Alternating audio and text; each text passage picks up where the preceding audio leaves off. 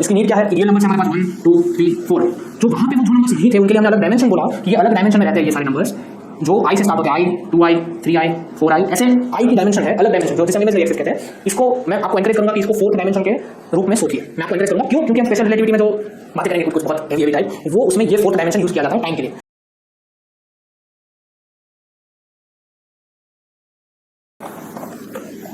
तो आगे बढ़ते हुए आगे कहाँ जाएंगे, अभी आगे बढ़ के जाएंगे, रियल एंड इमेजिनरी पार्ट हो गया। So equality of two complex numbers, अभी नई नई डेफिनेशन आएगी फिर से थोड़ी थोड़ी ऑफ कॉम्प्लेक्स नंबर्स।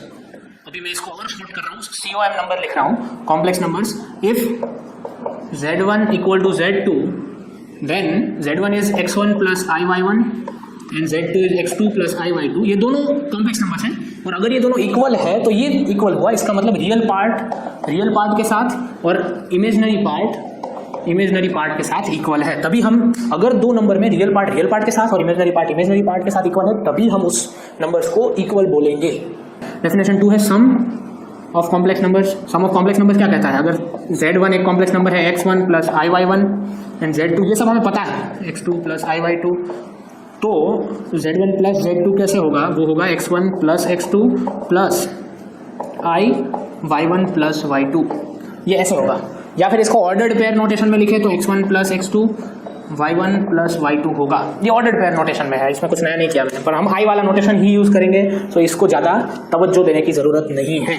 जैसे सम ऑफ कॉम्प्लेक्स नंबर्स हो गया। अभी मल्टीप्लिकेशन ऑफ कॉम्प्लेक्स नंबर्स क्या कहता है भैया मल्टीप्लिकेशन, तो एक नंबर Z1 है उसके साथ हमें Z2 को मल्टीप्लाई करना है, तो ये होगा X1 प्लस IY1 इंटू होगा X2 प्लस IY2। तो इसमें एक के साथ एक को मल्टीप्लाई करना है, बस X1 X2 plus I times X1 Y2 plus I times ये दोनों को भी I times Y1 X2 plus I square times Y1 Y2, बस।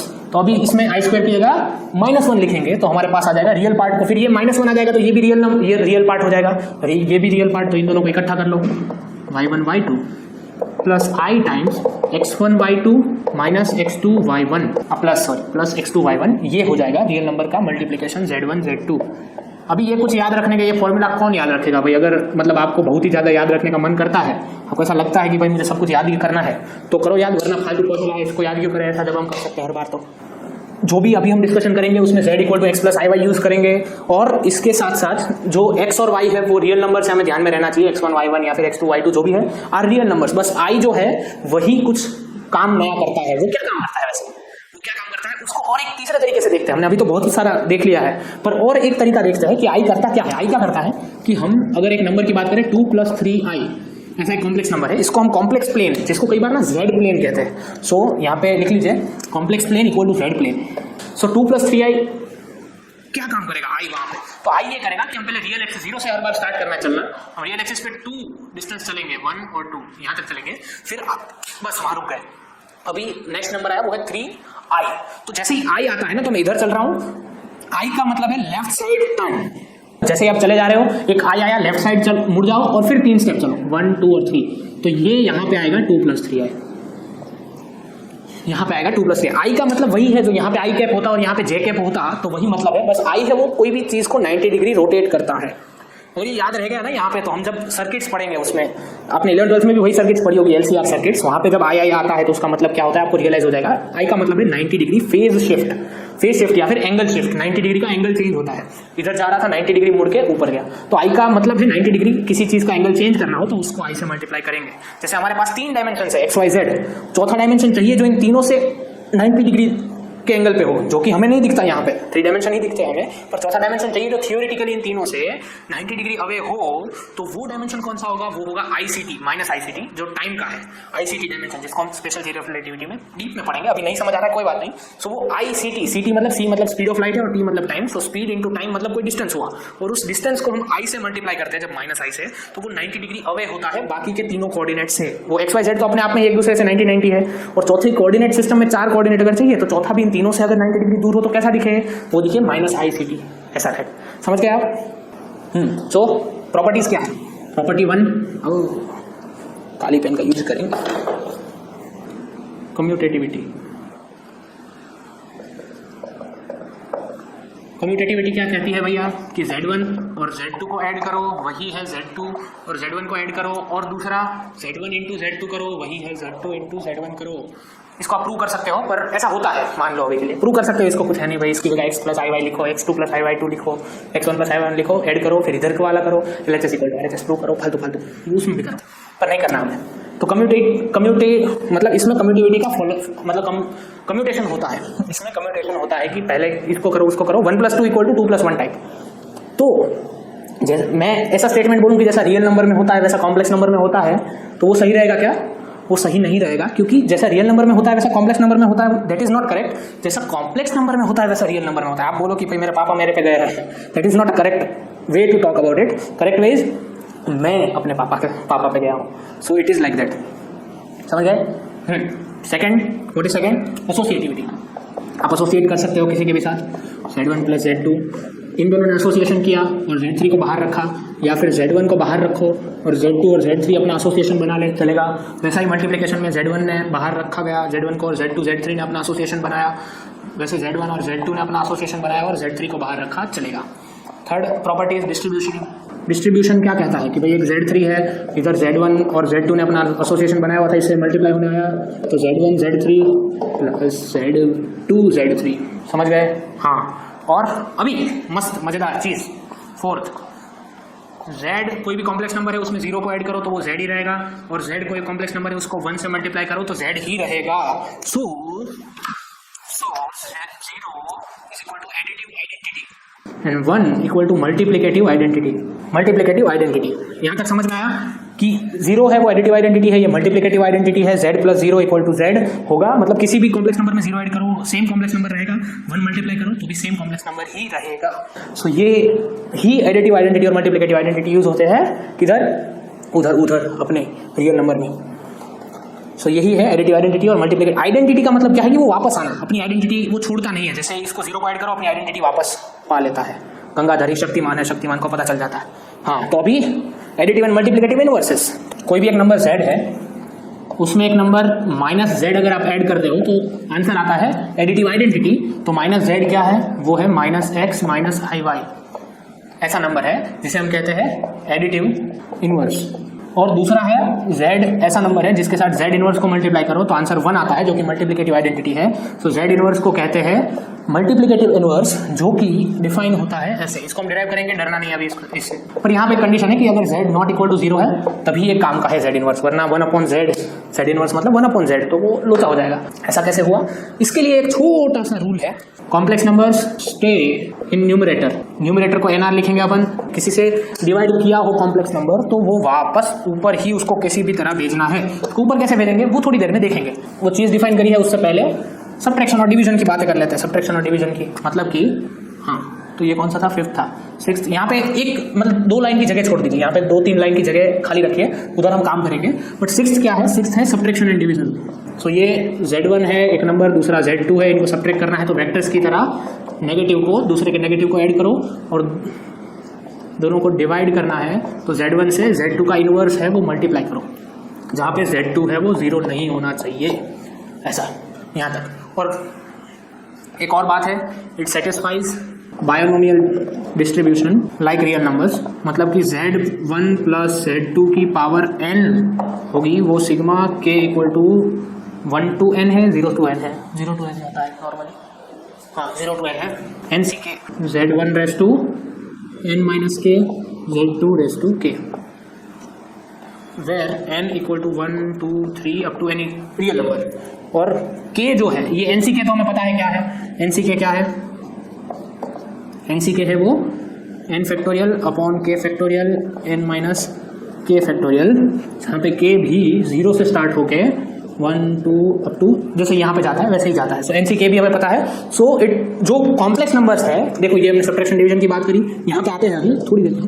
हाँ, और यहाँ पे हमने बात करी कि it satisfies binomial distribution like real numbers, like real numbers. तो जैसे रियल नंबर में a + b की पावर n = ये होता था, वैसे ही इसमें भी होता है। ये मैंने इसलिए बताया कि शायद कोई क्वेश्चन आ जाए।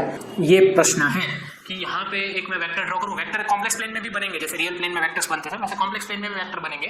ये वेक्टर है, यही तो Z वेक्टर है, ये पॉइंट xy वहाँ तक जाने वाला वेक्टर ही Z वेक्टर है।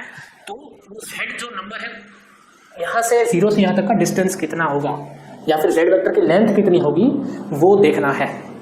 ये 0 0 है, ये पॉइंट 0 0 है और यहाँ पे ये पॉइंट है z। तो 0 और z के बीच में डिस्टेंस क्या है या फिर z वेक्टर की लेंथ कितनी है, कैसे निकालते थे अपन? कोई भी पॉइंट दिया हो 0 से डिस्टेंस निकालने के लिए उसको मॉड बोलते थे और उसका फॉर्मूला ये होता था डिस्टेंस। कभी भी हमने कोई भी वेक्टर की लेंथ भी निकाली है तो ऐसे ही निकाली है, जैसे ओरिजिन से वेक्टर निकाल के ax square plus ay square, 2 dimension में है सो इसलिए ax square plus ay square, वरना az स्क्वायर भी आता और ये x square plus y square का रूट। सो ये इसे कहते हैं मॉड्यूलस ऑफ कॉम्प्लेक्स नंबर और लेंथ ऑफ द वेक्टर जो यहाँ पे है मोर प्रॉब्ली इसको मॉड्यूलस बोलते हैं मोस्ट ऑफ द टाइम्स। तो ये है मॉड्यूलस ऑफ कॉम्प्लेक्स नंबर्स या absolute value of complex number भी बोलते हैं इसे। इसको हम भर के यूज करेंगे क्वांटम मैकेनिक्स में। ये हो गया। तो अभी एग्जांपल है इसके लिए कि हमें पूछा जाए कि दोनों में से कौन सा पॉइंट होगा वो ओरिजिन से नजदीक होगा। 2 पॉइंट दिए होंगे जैसे ये, तो ओरिजिन से डिस्टेंस हमें पता है कोई भी कॉम्प्लेक्स नंबर के लिए। ये कॉम्प्लेक्स नंबर है, पहले को हम z1 बोले। z1 का मोड क्या होगा? √9 + 4 3 का स्क्वायर प्लस 2 का स्क्वायर √13 और z2 जो है उसका डिस्टेंस निकालेंगे अपन 1 + 16 = √17। तो ये नजदीक है ओरिजिन से, z1 is near by, so this is near to the origin. Origin से डिस्टेंस इससे फाइंड करेंगे, पर 2 पॉइंट के बीच का डिस्टेंस अगर हमें चाहिए कॉम्प्लेक्स प्लेन, 2 पॉइंट है z1 z2, उनके बीच का डिस्टेंस चाहिए, तो उसके लिए फॉर्मूला वही सेम टाइप का है जो लाइन 11-12 में अगर 2 पॉइंट्स के बीच का फॉर्मूला पढ़ा हो वैसे टाइप का, बस उसको दिखाते हैं पॉइंट z1 - z2 से, which means distance between z1 and z2। अलग पेन से लिखते हैं, distance between z1 and z2 को हम ऐसे दिखाते हैं और वो फॉर्मूला है उसके लिए ये x1 - x2 का स्क्वायर प्लस y1 - y2 का स्क्वायर। हाँ, x1 x2 y1 y2 obvious है, ऑब्वियस नहीं है तो लिख देता हूँ x1 + iy1 and z2 = x2 + iy2। तो बस उसमें क्या हुआ कि यहाँ पे एक पॉइंट था x1 y1, यहाँ पे पॉइंट था x2 y2, यहाँ पे पॉइंट था x1 y1, ये पॉइंट था x1 y1, यहाँ से पॉइंट था x2 y2, इन दोनों के बीच का डिस्टेंस है वो ये z1 था, ये z2 था, डिस्टेंस है मॉड z1 - z2 और यहाँ पे काम खत्म हो गया अपना। हो इसको हमें स्केच करना है। किधर करना है भैया? तो करना है इसको कॉम्प्लेक्स प्लेन के ऊपर। अभी तक का एक ही चीज़ हमने बाकी छोड़ा है, z इनवर्स को वो वाला विचित्र फॉर्मूला में कैसे ले आए उसको भी थोड़ी देर के लिए भूल जाते हैं, बाकी हमने सब कुछ कंप्लीट किया है अभी तक का। और ये क्वेश्चन है, वीडियो पॉज करिए और ट्राई करिए सोचने की इसके बारे में कैसे सोचा जाए। हाँ, अगर नहीं मिला तो वेलकम बैक, मैं इसको बताऊंगा कैसे। तो इसको मैं लिखता हूँ z एक नंबर है माइनस एक और नंबर z1, इसका मॉड = 1, जहाँ पे z1 क्या है वो है 1 - i, माइनस z1 है इसलिए -1 + i ही बन जाएगा। तो एक नंबर है z1 = 1।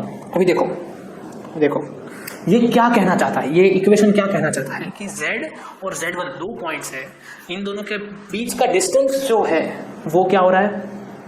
फिक्स है 1, वो 1 ही रहेगा, कुछ भी कर लो आप।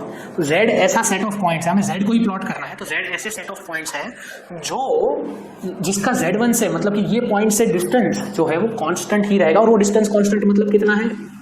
1 है। तो इसको प्लॉट करिए, इसको प्लॉट कैसे करिए भैया? प्लॉट करिए, चलिए प्लॉट करते हैं इसको। पहले तो z1 पॉइंट दिखाते हैं, वो 1 है और -i यहाँ पे आएगा, ये 1 और -i आएगा, और z ऐसे पॉइंट है, ये 1 है, -i है, z ऐसे पॉइंट्स है सारे जो कि z1 से 1 डिस्टेंस पे है, मतलब यहाँ पे होगा एक यहाँ पे होगा, एक यहाँ 2 पे होगा, एक यहाँ पे होगा, और हमें पता है कि ऐसे सारे पॉइंट्स को मिलाएंगे तो क्या बनेगा? सर्कल। ओहो, ये मस्त सर्कल बनाया मैंने, इसको नोबेल प्राइज़ मिलेगा, आज ही मिलेगा। अच्छा, नोबेल प्राइज़ नहीं चाहिए तो कैसा सर्कल बनाएंगे? तो ऐसा बनाएंगे यहाँ पे, इसको भी मिलेगा भैया, ये नोबेल प्राइज़ वाले ही बन रहा है आज सारे।